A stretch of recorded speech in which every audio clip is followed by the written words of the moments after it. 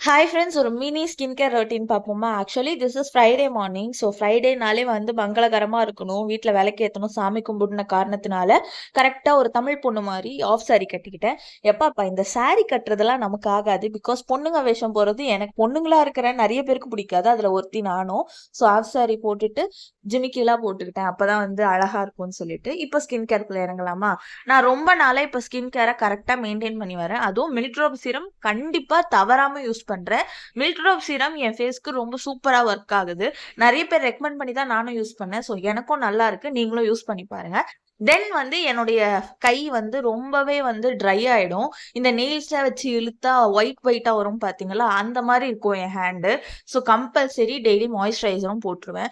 இது 2 விஷயம் நான் தவறாம பண்ணிடுறேன். இதுவே எனக்கு பெரிய ஸ்கின் கேர் ரொட்டீன் தான்.